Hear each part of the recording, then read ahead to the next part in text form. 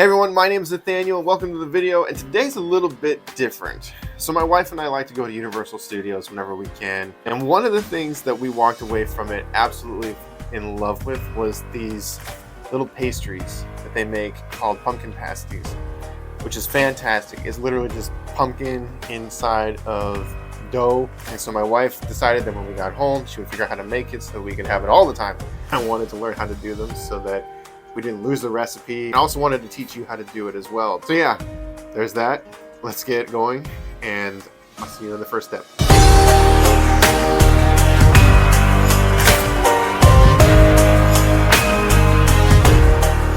So the first thing that we need is a little bit of pumpkin pie spice. Then you're gonna need some butterscotch chips. Wouldn't recommend eating them. 2 eggs, however you want them. Little nice spitting aesthetic effect for you. Then you're gonna need 100% pure pumpkin in a can. You're gonna need butter. Then you have your imperial sugar, and then the sprinkles is pretty important. We use the plain ones. Then we have our pie crust.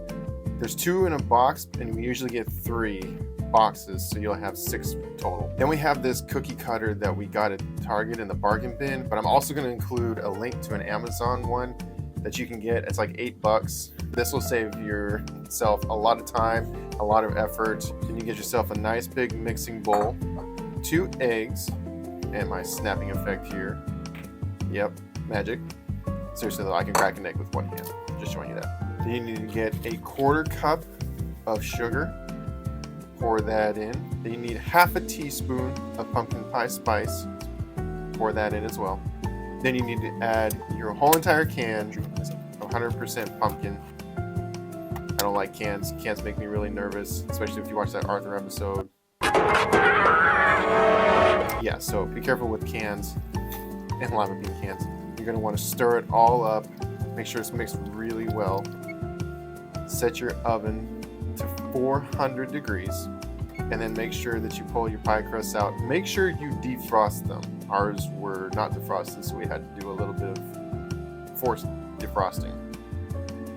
Took some time, but we definitely managed to get it done. Wouldn't recommend doing it the other way. If you do have one of these and they're frozen, recommend putting them in the fridge and letting it sit for like 2 hours so that it has a nice doughy texture to it. You don't want that cracking. That cracking is really bad. And also, I learned when you try to force it, you're gonna get it all wet and sweaty, which is really not good when you're trying to do this, and you'll find out why.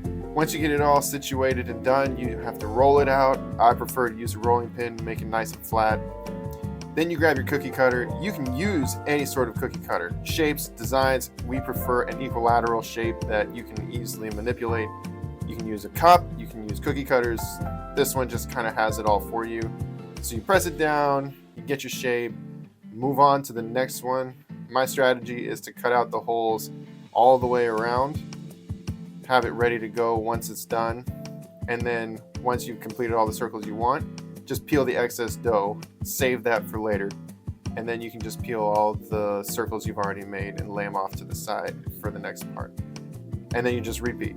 Use the excess, start it over, lay it out flat, roll it out, and you'll be good to go to continue this process for a couple more times until you run out of dough completely.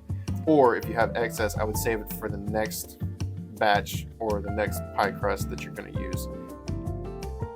Once that's done, you're going to want to take the rolls that you've already made, put them into your press, and then you're going to want to inlay them with the concoction, the filling that you've made. Press it down nicely around the ridges. Put a little bit, don't put too much because you're gonna have to press it out.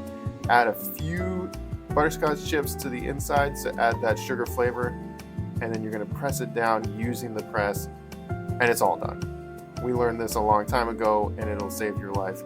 Once that's done, you do have to perforate each one. Put a little carving in it, put whatever kind of shape you want, indent, but you do have to make it to where it can breathe. Otherwise, they're going to pop. You don't need that.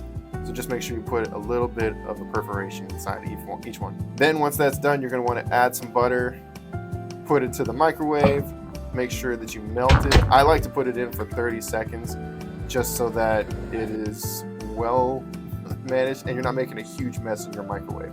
So 30 seconds in, pop it out, and you'll move on to the next step. From here, you're going to add all of the butter to the tops of each one of these pasties. The reason you're doing this is so that it bakes nicely on the top and it doesn't burn and dry out, because the last thing you need is for it to dry. Make sure you do a generous coating over each one. This is a really important part. Then once that's done, you're going to take those sprinkles and then you're going to sprinkle them all over the tops of them. I'm a generous sprinkler because I like the sugar on top, but it's up to you on how much sugar, how little sugar you want. Then you're going to go ahead and throw it into the oven. Make sure that it's set nicely and even, and then you're going to put it in for 15 minutes. It doesn't take a whole lot of time. Once it's done, you can go ahead and pull it out. This is the last batch we did. It's hard to film and do everything else at the same time. But there you go. All right, and when it's all done, you have these, I think they're pretty amazing pumpkin pasties. They really are the best thing that I think I've been able to make with the help of my wife. So yeah, go ahead and try it yourself. Make sure that you follow the recipe, add something to it. Maybe you want to try it out a little bit differently. One of the ones I'd like to try is putting like an apple pie style in this. We'll see. It's just fun to be creative. Thank you for watching. Make sure you like, subscribe, all that stuff. And yeah, we'll see you in the next video. Have a great day.